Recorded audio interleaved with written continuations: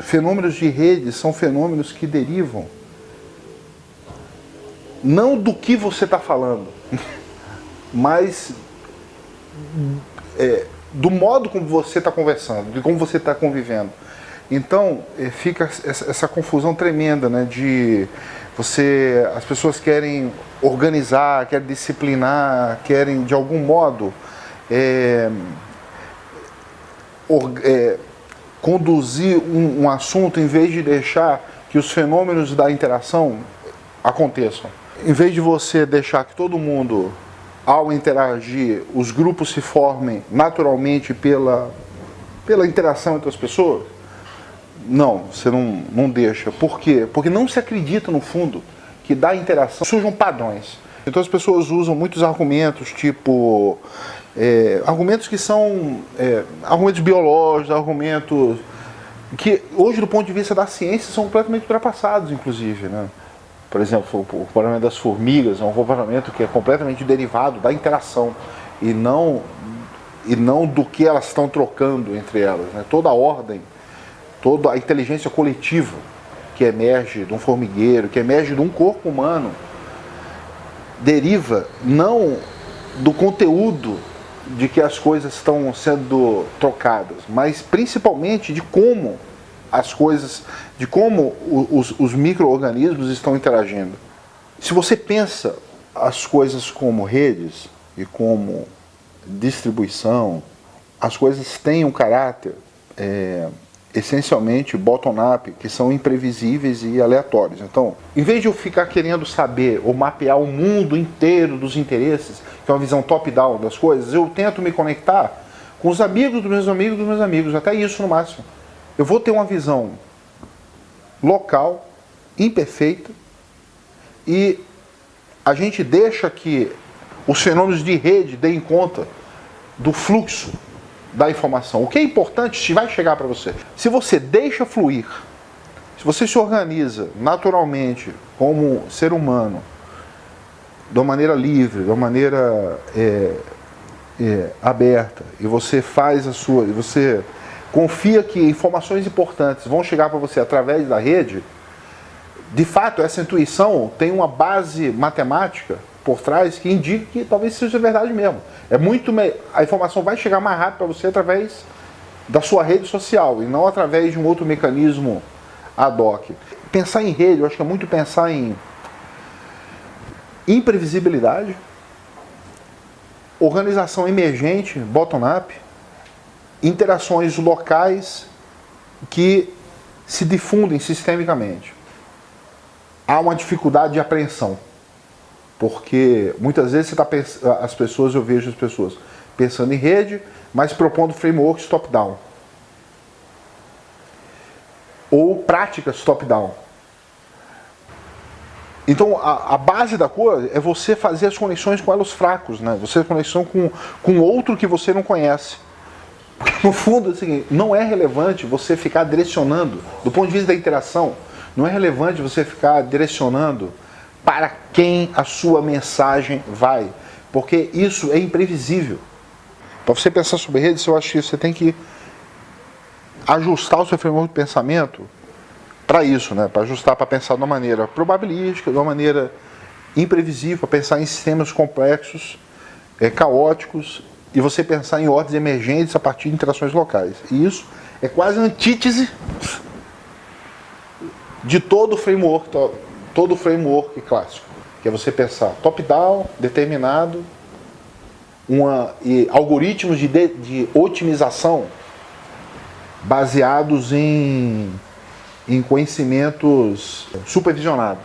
Enfim, eu acho que é isso que eu... A escola é um organismo tão vinculado e pensado numa estrutura hierárquica que ele chega a ser quase a antítese completa e essencial do que você pensar em redes, né?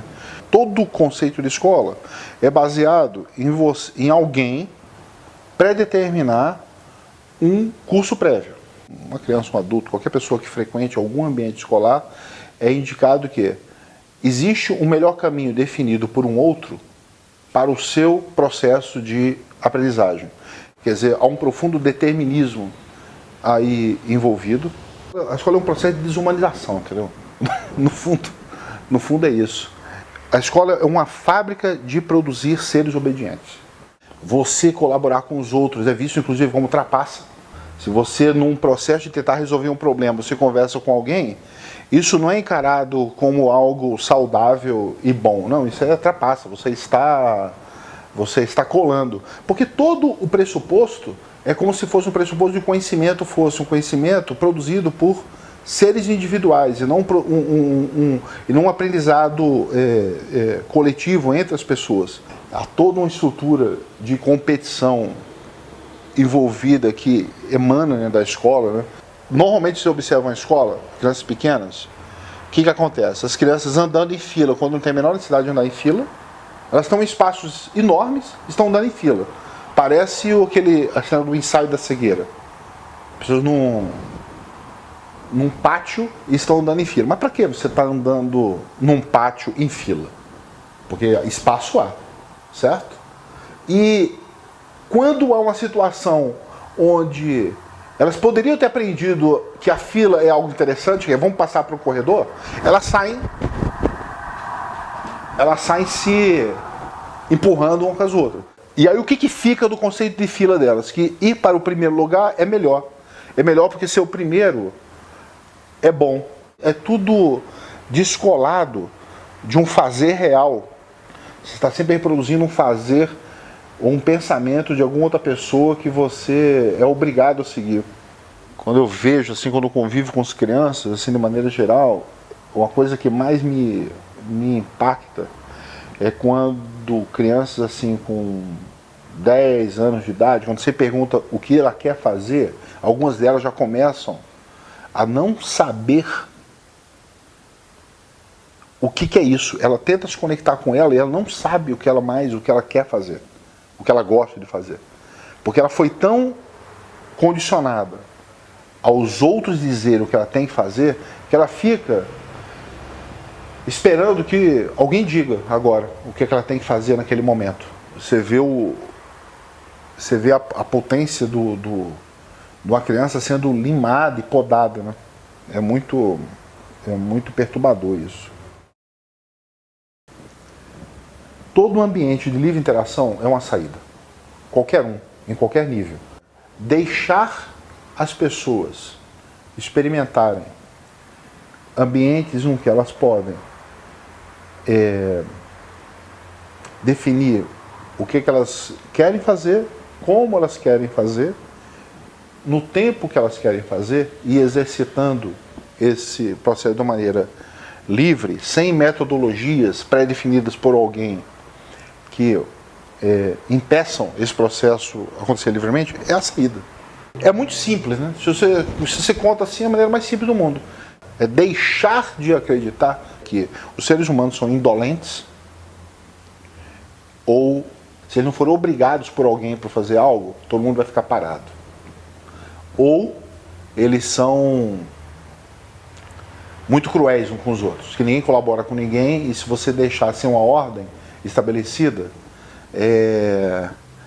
todo mundo vai se matar no final de algum tempo.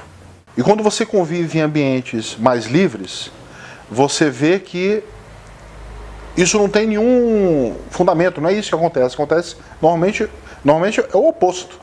Pessoas colaboram e as pessoas, quando podem, elas são extremamente trabalhadoras e criativas. Ninguém quer ficar parado, ninguém quer ficar parado. As pessoas querem fazer a coisa quando elas podem se conectar com o que elas querem fazer. E é isso, é tão simples que as pessoas ficam até incrédulas de pensar, mas não tem, mas tem que ter então alguma outra coisa mais complexa. Não tem, é isso daí. Acho que é simples assim. O que eu acho que está acontecendo hoje a gente está indo para um processo onde há a reprodução da empresa hierárquica, mas quase com menos instrumentos de controle. Os instrumentos são menos eficientes. Então o que vai acontecer, provavelmente, é que grande parte dessas pessoas que estão trabalhando vão interagir mais e provavelmente vai surgir uma nova onda de empresas. A produção econômica se encaminha para que processos produtivos se deem de maneira mais eficiente quando os arranjos forem não hierárquicos. A gente está tendo uma profunda democratização dos meios de produção. Então a gente passou nos últimos 5 anos começando a ver nascer os bens de capital pessoais. Durante esses últimos 10 anos que a gente teve foi a informação e a interação se democratizou, né? A gente consegue entrar em contato com qualquer pessoa a um custo irrisório, né? Então isso, e quase todo mundo tem acesso a um smartphone, a um computador e à internet. Isso se democratizou. E o que a gente está vendo como um processo de democratização agora são os meios de produção de bens materiais. Com as impressoras 3D, com CNCs, isso tudo imerso, isso tudo está sendo produzido por um sistema que opera de uma maneira aberta e compartilhada. Nos últimos 3 anos o que a gente tem visto é o quê? Empresas, grupos de pessoas estão produzindo coisas e compartilhando como commons. Isso tem acelerado o processo de produção de novos bens de capital, que estão ficando a um custo muito baixo. Essa onda que está chegando, perceptível já hoje, é que eu acho que que leva ao feedback, à retroalimentação do sistema, né? Eu acho que há um novo sistema sendo gestado que tem uma racionalidade muito prática. A gente teve uma profunda revolução tecnológica nos últimos 3 anos, Arduino, impressora 3D, toda essa coisa da personal manufacturing, isso tudo num ambiente ainda esmagadoramente hierárquico. O potencial de aceleração disso é exponencial. O que pode acontecer daqui a 3 anos é algo muito, para mim, muito em aberto. Pode estar, toda essa configuração que eu estou dizendo hoje pode estar completamente ultrapassada. A gente já pode estar num caminho que os arranjos produtivos, horizontais e abertos sejam muito comuns. Quando a gente falava aqui entre a gente, espaço de cocriação, eu não ouvia ninguém falar, era quase como se fosse um dialeto entre a gente. Algo que era algo absolutamente de vanguarda e que, quando você falava isso, ninguém entendia, hoje é quase 1 ano depois, eu estou falando em 1 década depois. É algo que todo mundo fala, todo mundo se apropria e todo mundo tenta experimentar coisas, são muito mais abertas do que um ano atrás. Então, a velocidade com que essas ideias estão sendo polinizadas e mutadas e experimentadas por cada vez mais gente é realmente surpreendente num certo ponto. Eu acho que o que está se cozinhando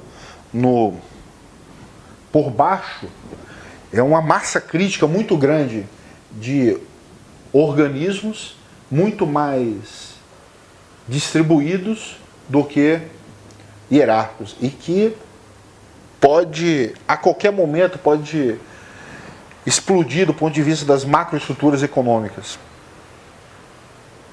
Você trabalhar livremente, você ter tecnologias à sua disposição e você trabalhar com o que você gosta naquele momento, está chegando ao ponto de ser o seguinte, mas essa é a forma mais eficiente de se produzir.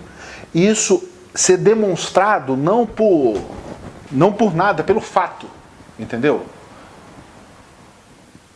Cria-se mais, produz-se melhor assim. É muito interessante quando você começa a exercitar os paradigmas de trabalho livre e em rede e livre dessas metodologias ad hoc de otimização de tempo, otimização de trabalho. Quando você começa a experimentar, você comprova hoje que é extremamente eficiente. Extremamente eficiente. Não há nada mais eficiente do que você trabalhar com o que você está querendo naquele momento. Em ambientes livres, o trabalho é muito em rajadas, né? Você se encontra às vezes, e a gente sabe que no mundo é assim, no mundo real é assim. Quando a gente trabalha, a gente produz às vezes em 2 horas uma quantidade são 2 horas extremamente produtivas. E às vezes você passa horas ou dias que você não quer, você não sente, você não é para você fazer aquilo. Então eu tenho trabalhado muito assim. E tudo tem dado certo. Então você não tem carência do que fazer. Então não dá para fazer aquilo num dia, você vai fazer alguma outra coisa. Porque você tem várias coisas que você pode fazer. Então você trabalha quando? Você trabalha na máxima eficiência